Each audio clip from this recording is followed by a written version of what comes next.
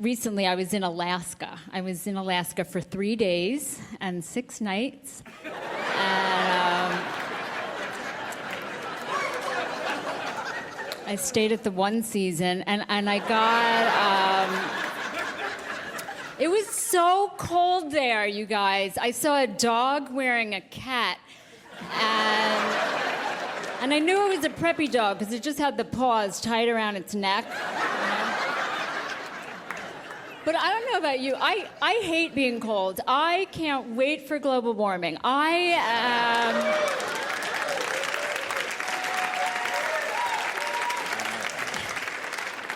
mean, not really, of course, right? But I like being hot. I like sweating, but I don't like to exercise. So I like a sauna or a really good audit.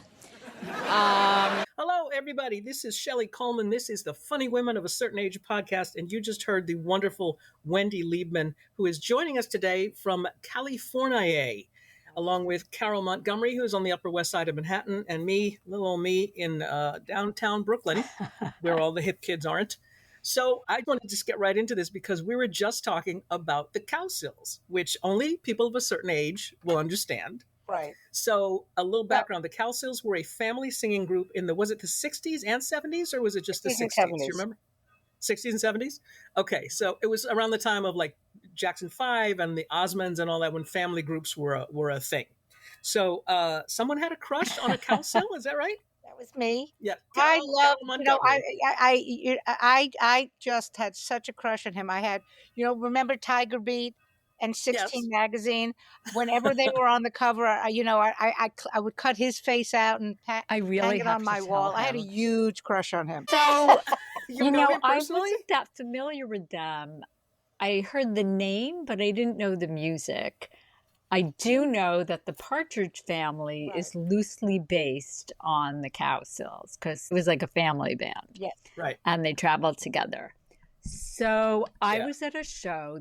It was called the Living Room Show. And these two women in LA would get a show together and bring it to different homes in Los Angeles. Well, this home was I don't know if I can swear. It was a fucking mansion. Yeah, whatever you want. Looked like a hotel, and it was on the original site of where the Manson murders took place, but they had built over that. Built this mansion, and there were even like magazines in the house with the house on the cover. Like that's how amazing it was. So there were a couple of comedians, a couple of singers. It was like Wayne Fetterman was on the show. Bing Crosby's grandson was on the show. And behind the stage was a fish tank full of baby sharks. I'm not kidding. Right? Of course. So I'm sitting there, and it's like a weird vibe because there were a lot of celebrities in the audience. Like Priscilla Presley was there, and Tom Jones was there, and Big from Sex and the City was there, right? Yes. And then at one point I said I was from Roslyn, Long Island, and somebody yelled out, "I knew you from elementary school." So my friend Glenn Rotner was there. Anyway, in the front row was this guy, and he kept going like this to me. He pointed to his eyes with his two fingers, and he said, he whispered, "I know you."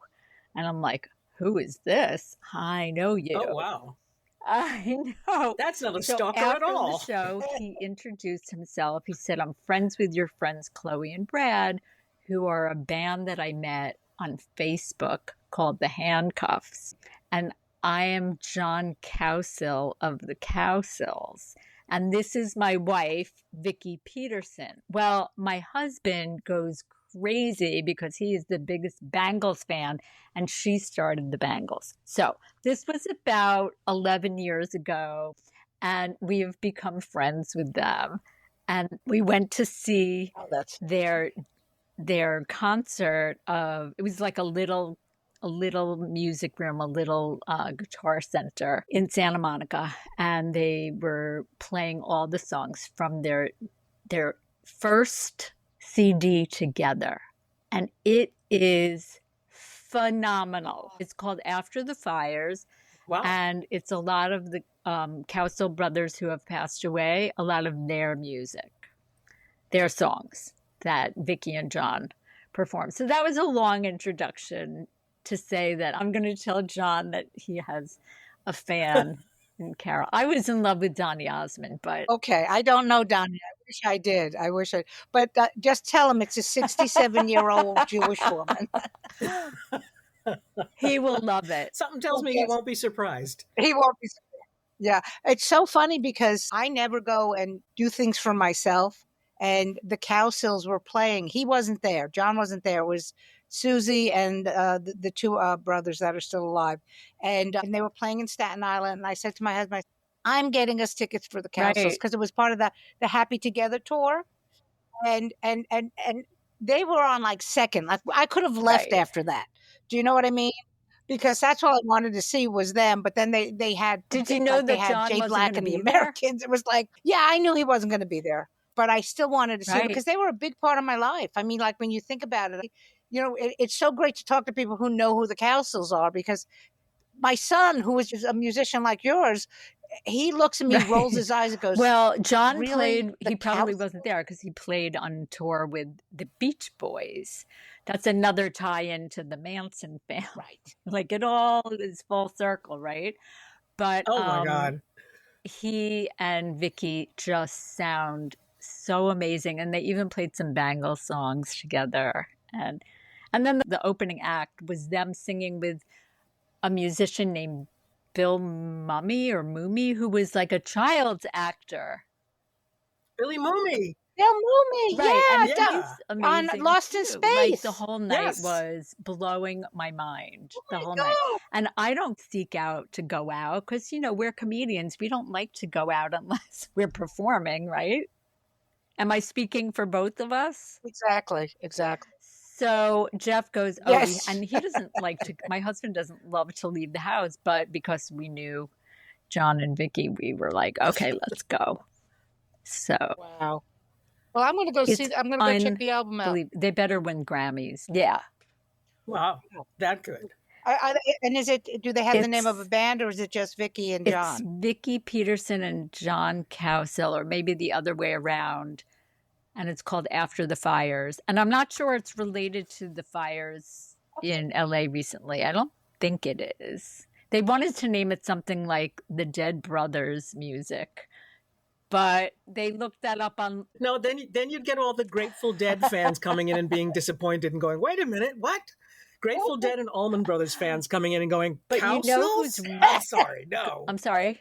Oh, I was a Partridge Family fan because, you know, when you're young, you have to pick one. My favorite was Danny. I knew it was going to be Danny. Of course, because he was the funny one. He was the funny, sarcastic, redheaded, you know, stepchild kind of thing. I was not a Cowsills or an Osmond fan. I was a Jackson 5 fan because, you know, you got to be one or the other. And you know who I loved from I remember when we were kids, you always looked at the boy bands at who was the cutest. Yeah. Tito? What was the older brother? In the Jacksons? In the Jacksons. Tito or Jackie? No, the other one. There was it was Jackie, Tito, Jermaine. I loved Marlon and Michael. Isn't it? But I loved Davy Jones from the Monkees. So here's my Davy Jones story. Mickey. Okay, Mickey. So I was a Mickey fan. I loved Davy Jones. So to the point where I had dreams about him. I told my mother. My mother was like, I'm going to get you a Halloween costume. You can go as Davy for Halloween. I said, I don't want to be him. I want to be with him. Right. So cut to, I meet my husband. My husband knows Mickey Dolenz. So my husband has worked with Shelly him before. And that's how they met. And he's become a really good friend. And we were invited to his wedding, his third wedding. And what's so cool is, like, I think the other two wives were there. That's very Hollywoody. Like everybody's really close. Yes, it So I'm is. at the wedding and I meet Davy Jones. No, you He didn't. didn't do it for me anymore.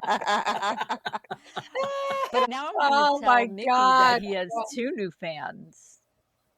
Old fan from way back. It was Mickey and Because Mike, and I just yeah, loved he them. was funny because he was so Yeah, he was the exactly. funny one. I mean, Well, he now just I was look so back. funny. Yeah, Right. Now anybody I who look did back and I go, voices and was of course silly, it was Mickey all along. But Of course it was. All along, it My was sister loved Davy, oh, and now she's married to an Englishman, so there's some sort of connection there. I mean, the Manson wow, family's not involved, but there's some sort of, wow. you know. Okay, just to make it even more bizarre, because we're talking about the house yes. that was built Yes. on mansion on the mansion. But when we lived in L.A., my husband worked at A&M Recording Studios, the place on La Brea. Okay, they went to a party. I think it was you two, and they were having a party, and the Edge was renting this house, and there was a big party and all this stuff. Do you know whose house it was? It was of course, The the brothers who Menendez who murdered brothers. their parents. Oh, the Menendez. His brother's house. This is before they killed them. They were obviously on vacation or something, but it was the Menendez brothers' house. So how bizarre is that? LA We is like that, really though, right? are women of a Wow. certain age, right? Well, okay, let's talk about some comedy for a bit, because Wendy, as I mentioned to you earlier, my idea of doing research is watching other people stand up. So I learned about a couple of things about you. First of all, that you had in the not too distant past two pretty significant car accidents, and I assume that you've You recovered should from both just of them. Yes. never hang out with me on Ventura Boulevard in the valley. I mean, I don't think I've won't. been I back there. promise you. But the first one, we were coming home from we went to a dinner party at our friend's house, like sit down dinner. We never go. We never do stuff like that. But we're driving home. We get a little lost. And then we end up at this different place than we normally would have been. And there was this rowdy group of kids in the car in front of us. So my husband changes lanes, so we're not behind them. So we were all at a stoplight. There were 6 cars waiting at the stoplight. And out of nowhere, a car comes down the street going 92 miles. And it's like he was bowling into us, like bowled into these 6 cars. Oh, jeez. Had we not moved, he would have hit us. Bet he would have rammed through our car, because the woman to our right, where we would have died.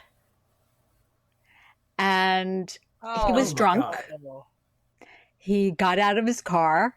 He walked to the convenience store, tried to buy some beer. They said, "You're drunk. We're not selling you beer." He steals it. He drinks a beer, because apparently if they find you that you've been drinking, they can't tell whether you were drinking before or after. Oh, wow. Oh, Right? wow. I know. So The I don't know criminal whatever mind at happened work. to him. He totaled all of our cars. And Wow. there Rowdy was one kids, did they other get hit injured too? person. I don't remember who it was, but yeah, I thank God for those rowdy kids. And apparently, like, we knew somebody who knew them. It was just all very weird. So that was in 2014. And that's when or 13. And that's when I decided I got to get out there, do more stand up. Life is short. You never know. And that's when I went on America's Got Right. Talent. So, cut to 2018. And I was meeting a friend for lunch, parked my car on Ventura Boulevard, was walking across the street. I took 2 steps in, and out of nowhere, I was hit by this car. And I remember feeling myself pinned to a car, thinking, oh, this is what it feels like to be hit by a car. And I didn't know where. Oh, my God. And then I heard the woman, she pulled over, and still haven't met her, but I know. Yeah, we met each Yes, other. you have, in But a she way. said, "This never happens to me," I heard her say. And the cop is like, "Well, it's happening to you." Anyway, what I want to say about that car accident is, so my leg was broken. And both feet were broken. And they had to set my leg. Well, they Oof. set it wrong. So my foot should have been straight, but it was angled to the side. So I looked like a ballerina. So they had to reset the leg 6 months later when it had healed. So I would have been in bed for 6 months, but it took twice that long. But I have to say, it wasn't all bad because, and this is where like the universe gives you what you need or whatever. I needed a break. And no pun intended, no pun intended. But I felt so loved. I felt taken care of. And then I got a little settlement, which tided me over through the pandemic. Oh, wow. Well, And what- that part's great. Well, and what's interesting is, Wendy was supposed to. You were supposed to be on the. Well, you were supposed to be on the first special, right? Yes. That was why. Yes, right. So what had happened is the way I found out about this accident was on Facebook, because I'm also friends with Wendy's husband on Facebook. He had said that, oh my God, my wife had been injured and everything. And I immediately, I called my producer and I said, you need to find out. I don't think Wendy's going to be able to do the Wasn't it show. in New York? I know. Because that's what matters. Yeah, it was in New York. And then you were supposed to do the second special, but you still hadn't healed. And so I said, I know you don't, I know you committed and now you don't want to do it, Wendy, but you're doing the third one. Really? I'm saying, there's easier ways. There's easier ways And to also, get a car. I was thinking about this, like two accidents, both on Ventura Boulevard, you said? Ventura Boulevard? Did they give you a punch card or something? So if you have a third one, you get... So a comedian, I think Jay Johnson was hit on Ventura. I think. Oh, wow. Yeah.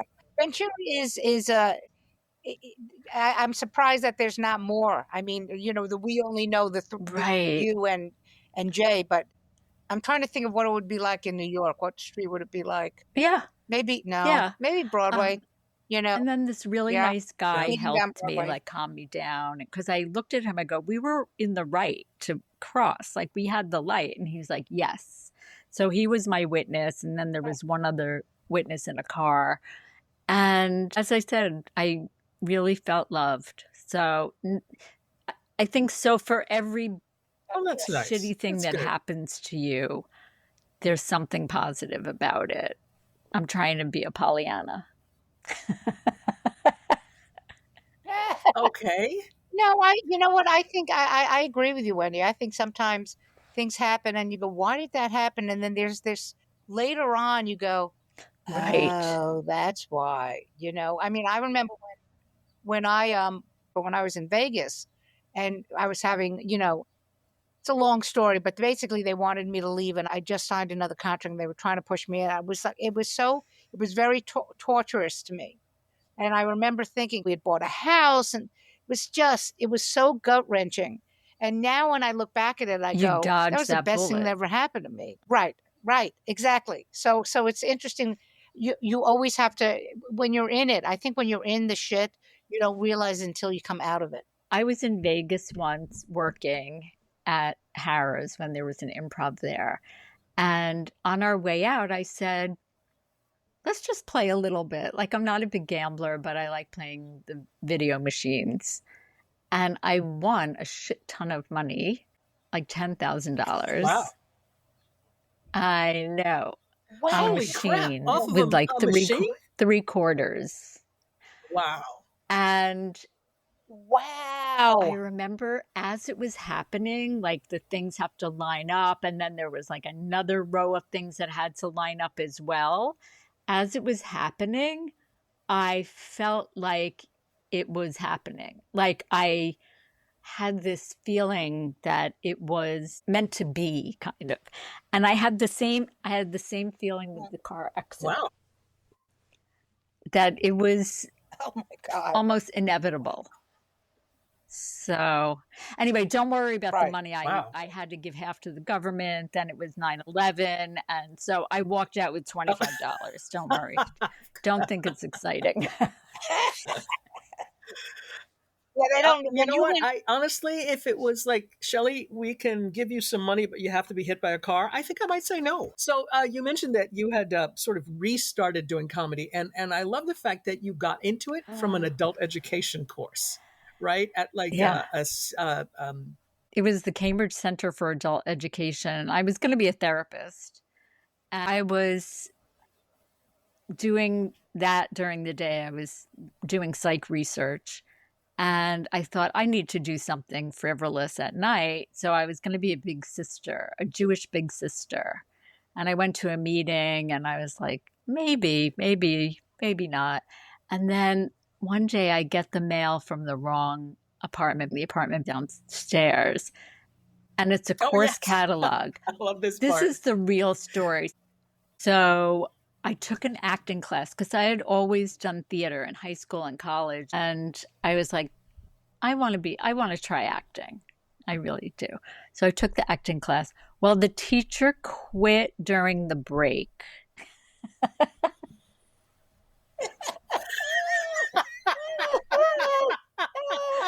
Went out for Basically, cigarettes I and think never he came had back, a huh? nervous breakdown. oh my, So they said, instead of giving you your money back, take another class. So I looked through the catalog and there was a class called How to Be a Stand-Up Comedian. And why I hadn't seen it the first time, I don't know. But when I read that, and I don't know if you've had this feeling, Carole, but when you discovered stand-up comedy, it was like I heard angels singing and bells going off. It was like, yes, that's it. And I yeah. pretty much sucked for a really Wow. long time, but in my heart, I knew I was a comedian and not an actress Oh, nice. and not a therapist. You know, it's funny when I was doing summer stock, but I didn't want to be an actress. I wanted to work in tech. So I was doing a summer stock where I was working. We were painting sets, and when you work in summer stock, it's like you do a show for a week and then you turn it around. And it's brutal work. So the people I was with were all, lighting designers, all this stuff, and they kept saying to me, because I was always very snappy. You should be a comedian. And back then, and because we're of a certain age, stand-up wasn't what it is now. Like when you say to somebody, oh, you're a comedian now, they know what it is. But I was like, what do you mean a stand-up comedian? I was like Johnny Carson. Like I didn't even have a concept of what it was. So my friend made me sit down and write 5 minutes, and we had a party, and they made me go on stage and do 5 minutes. And that's the same feeling I had. I went, Okay, question. Do you do think I any might of have those found my- jokes in your act now? I don't remember them. I wish I did. I know somebody else asked me that recently. I should ask my friend because I'm still friends with the guy that pushed me for it. And I should ask him if he remembers. He probably doesn't because he's older than me. But no, I do you remember your do. first stand-up? I mean, not exactly, but Oh, early on, I had a wow. joke about, I said, this guy thought I was Ruth Buzzy. And then I say to the audience, is she pretty? And then I said, but this one guy thought I was Lady Di. And then I found out he was just telling me what to do. And then I know, I did that up until the time that she actually did die. But I had a joke about a punk baby that had an orange diaper and diaper pins through its earlobe, and it even cried with a British accent. Shelly, do you remember your first jokes? No, I don't. I have a feeling I'm still doing them. But I mean, I wanted to be a comedian since I was 11. I changed grammar schools from 4th to 5th grade, and I got to 5th grade. And for some reason, I have this piece of paper that my mom kept. It was sort of like it was like an intake form, with all these questions about, how are you? What do you want to be? And this and that. And what subjects do you like? And tell us about your family and stuff. And But then on the back of the paper, it said, what do you want to be when you grow up? And I wrote either a girl drummer or a comedian. Wow. And the statute of limitations on girl drummer is up.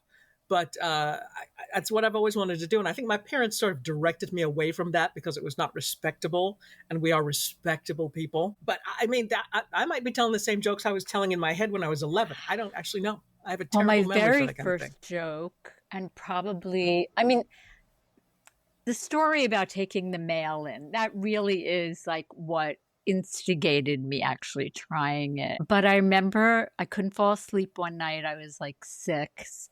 And my mother came in and was telling me stories. And one of her stories was how when she went to school, she was always the youngest in her class. And one time she was at a school dance and she fell down.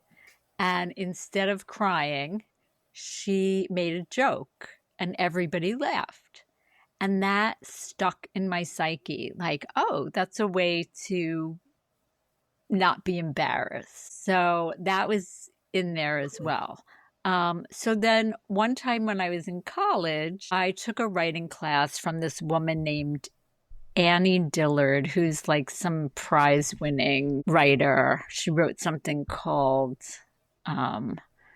Pilgrim at Tinker Creek. And it was hard to get in her class. There were only 11 of us. And she gave everybody an A, even though obviously I didn't deserve it, because second semester, she's doing the roll call and 3 of us from the original 11 are not on the roster. And I walked out with the 2 other students. I was so dejected. And one of them said, "Are you still going to be a writer?" And I said, "I'm not even going to write a check." And that was probably my first joke. I'm a writer. I write checks. They're mostly fiction. Oh, okay. So let me ask you, since you've been doing stand-up, has your style changed? Because what I like about your comedy is it's kind of what I think of as bait and switch. Mm-hmm. Your setup is one thing and people, you're listening, you think it's going one and it's just completely off the cliff in another direction. Have you always done it that way, or did you find it sort of grow into that? That's such a good question, Shelly. I think that's just the way my brain works. And I think that's the element of surprise is what makes people laugh. I say something that you don't think I'm going to say. And right. Anthony Jeselnik does that, but his humor is a little more evil. But I love him. Yes. I mean, I love his sense of humor. But I love so much comedy. Like I even love prop comedy. I love magicians. I don't love mimes, but I know I'm kind of the line. She has a line. She has a line. What do you 2 think about different kinds of comedy? I love, if somebody slips on a banana peel, I will laugh my ass off. I love physical comedy. I do. I still do. I will, the Marx Brothers were, Harpo Marx was like my hero. I'm going to tell John anything that's physical. It's different. Right. It's different. She wanted to be like Harpo, but she wanted to be with John. It's different. It's different. What about you, Shelly? I'm a big fan of the Marx Brothers. Groucho was my guy. I love wordplay, and that's a lot of why I like Wendy's comedy, because it's wordplay and twisting things around and double meanings and stuff. There isn't anything that I don't like across the board, but I pick and choose, it's like, not anybody's going, Shelly, we want you to like us, but I do some of them. I think the only thing I don't like in comedy is if it's punching down. Yeah. You know what I mean?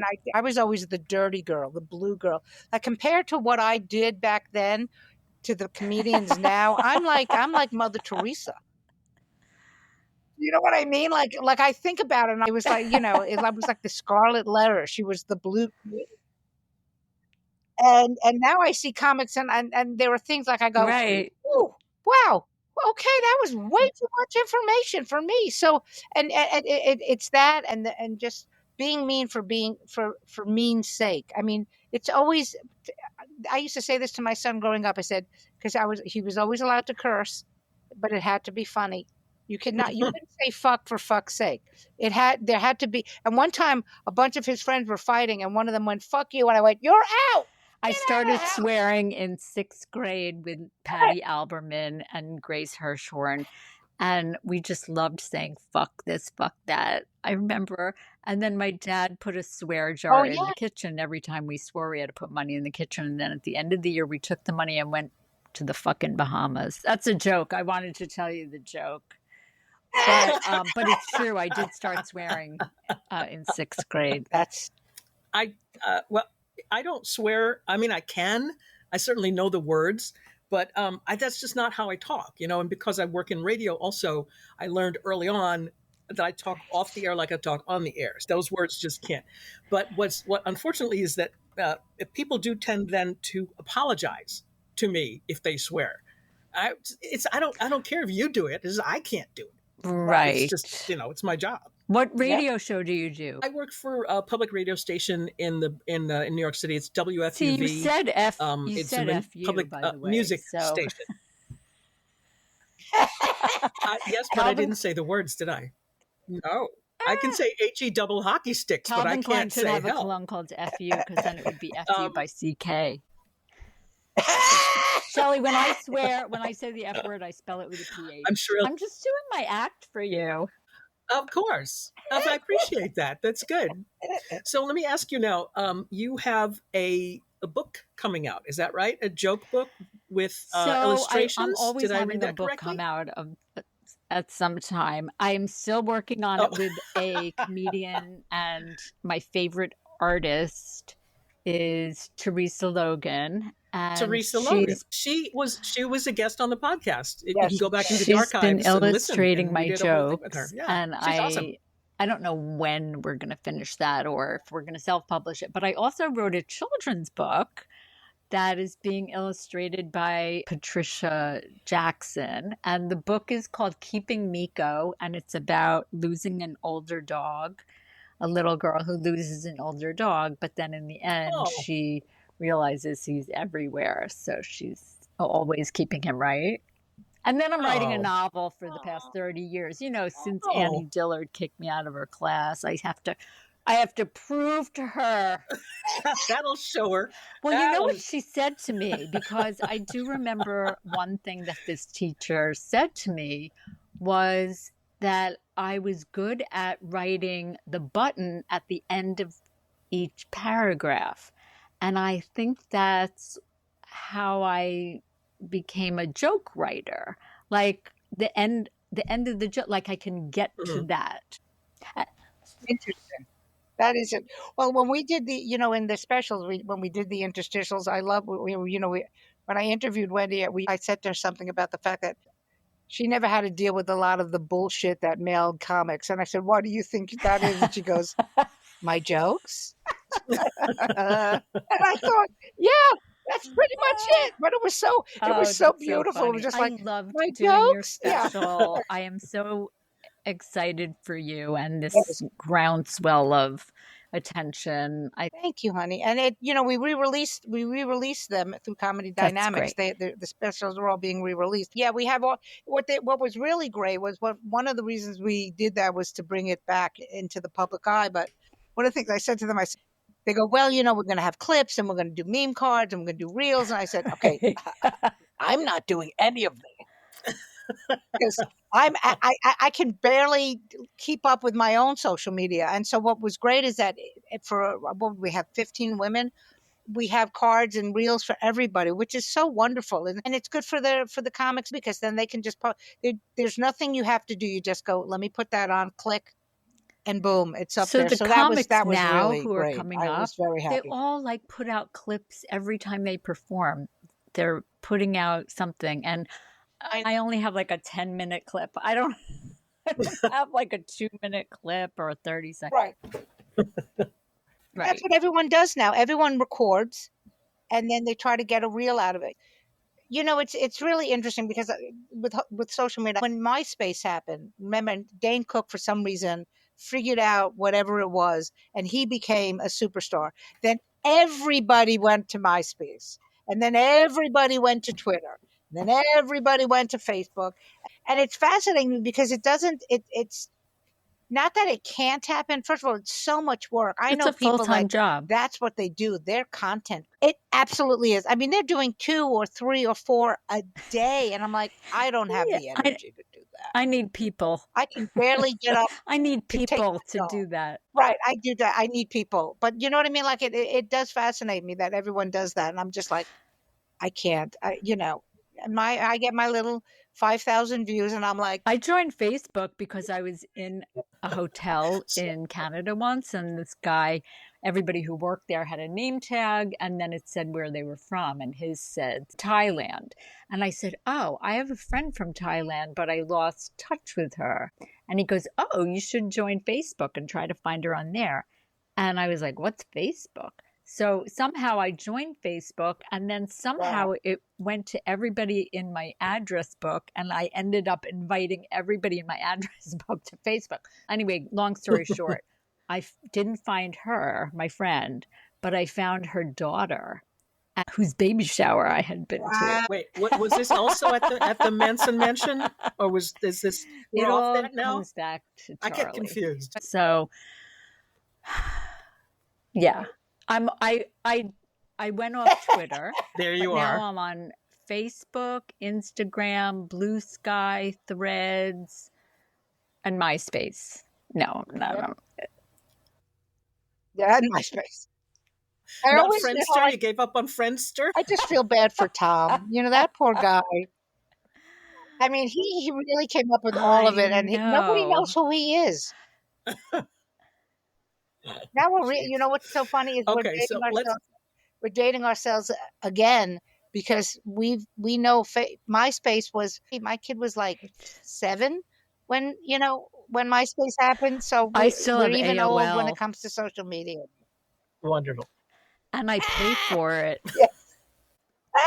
Oh no! I'm sorry. This is over. This interview is now I paid for it ended. because I was having trouble, and I called them, and they were like, "Well, if you get this," and I'm like, "Just fuck it, just fix it, and I'll pay for it." So, I know. That's how they get you.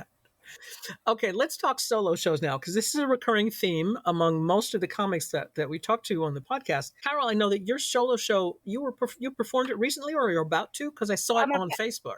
Yeah, my first solo show was in Vegas, and then this one is called "I Am My Father's Son," and but it's a love letter to my dad, and it explores why we become who we become as people. You look at your childhood, and so what happened is when I did the original show, it was at a place called the producers were a company called Test Market, which is a very indie, funky little Las Vegas theater company, and we did the show there. And so the gentleman who is in charge calls me out of the blue and goes, "We're doing the Fringe Festival in Vegas. Do you want to do your show there?" And I went, okay. Because I'm one of those people that I have to have a reason to do it. Like what you said, like if a publisher said to you tomorrow, "We need the book done by the end of the week," the book would be done at the end of the fucking week. So that's why I did that. I went, okay, I have to do that. And then QED offered me a day. So I'm doing it at the end of May, but I'm going to just do it as a reading. Because here's the thing about being older. I don't remember everything anymore. So I have to bring notes on because there's no way I'm going to remember what the fuck I wrote. So that's what's happening. And I was recording for radio, but I still wanted to have all my jokes in it. And I had a teleprompter. Right. Yeah, absolutely. But Wendy, you have a solo show you're working on now, right? Or is that another one of the things like the novel and the picture book? I'm 64 now, but when I turned 50, instead of throwing a party for myself, I rented a theater and I performed a special, and it was called Taller on TV. And because that's what everybody says to me when they meet me, if they've seen me on TV, I guess they think I look 6 feet tall. I'm 5 feet tall. And my parents are in it. My mother's playing the drums, but my dad's singing group came. Okay. I sang in it. And it was, goodness. Taller on TV. While I was recovering from my accident, the second accident, I wrote a play called What to Wear to Therapy, a play in one session. Oh, yes. And I don't see myself as playing it, but you never know. But I did write that, What to Wear to Therapy. Mhm. But I've been read told that. That it's not a sounds play great. so much That as sounds just amazing. kind of like an exploration of the 7 insane therapists that I've had over the past 50. It still I don't sounds. know. It sounds like that to me. Sounds like something Yeah, that it was a great title. Right. It I'm sounds good at great. titles. It My sounds, next yeah, special will be called May I Have Your Attention, Please? nice. Well, you also had a thing you would put down joke prompts, and people would No. respond to them. Is that right, or I've did I been just doing make that that on up? Facebook for Oh, a that's year on and a Facebook. half. That's on Facebook. It's Yeah. it happened organically, but now it's basically I'll put something like a joke prompt like the hotel room is so small. And then I will write 3 Hmm. punchlines. And then anybody on my Facebook page, anybody can write theirs. And I usually get about 150 responses. So I'll say something like, the hotel Wow. room is so small, I actually stole it. Or, something stupid like the minibar. I don't know. Just like people are so creative, though. And what I have found is it's not only the comedians who are hilarious, it's lay people as well. But they don't have that gene Don't tell anyone to that. need to perform it. Like my husband is the funniest person I know. He's written some of my jokes, or I'll write them down in the middle of the night when he's talking to sleep. But he is so shy that the thought of him getting in front of, I mean, he can talk to people, but doing stand-up, that's a different muscle that we have. He said, I would just wet myself. I know. He said I would just stand That can be there funny. and wet myself. And that's my time. Oh my. You also had this line which I love, which was people say dress for the job you want, but yours is like a twist on that. Well, I thought if I ever was giving a commencement speech, I would say, good job based on what you want to wear to work. So if you want to wear scrubs, become a Oh doctor. yeah, Or, that was it. I still never know Right, what to wear on exactly. stage. Exactly. I apparently want to be unemployed. So jeans and sneakers Do you and know what t-shirts. to That's wear? all I ever want Do to you know wear. what to wear on stage?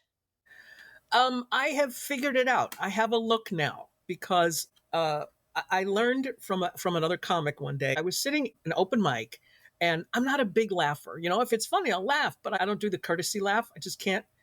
And so this comic was on stage, and he said something, and I was paying attention. I was giving him, the best I could, and I didn't laugh. And he goes, "Oh, you're respectable, huh?" And I went, "Yes, I am." So that's my in now. And I figure, okay, well, since I have, a resting civil servant face, so that's what I dress for. That's what I lean into. But I still can wear flat shoes or sneakers if I have to. Okay. Thank you, Wendy, by the way, for taking the time after getting your appliances Oh my fixed, goodness. because I know that's important. The audience doesn't know that we had to reschedule this because the guy was coming to fix the dryer, which was making a squeaking sound. And then after he left, after 4 hours, I thought I heard it again. And I was...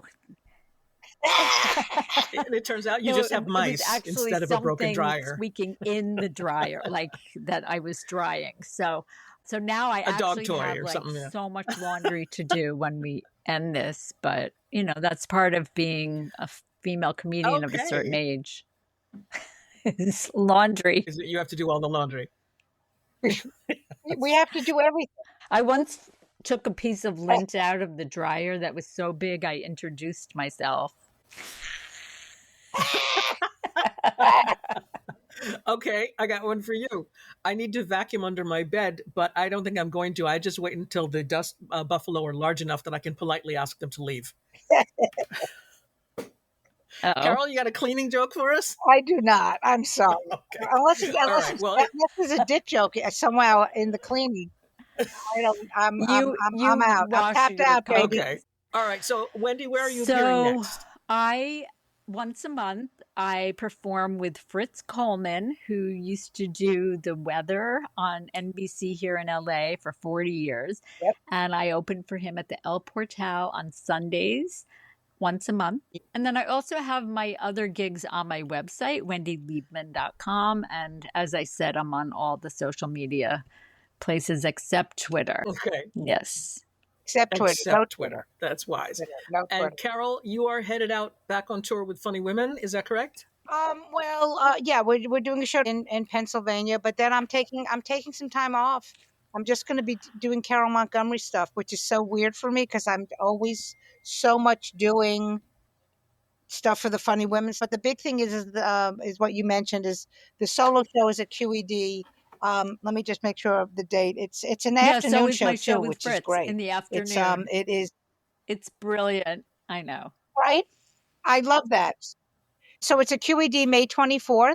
It's only $5 because I didn't want to charge a lot of money because I'm basically going to be reading. But I will tell you, the reason I do that is because I went to see, now once again, somebody that we all know from Yes. our age. Do you remember Rip Taylor?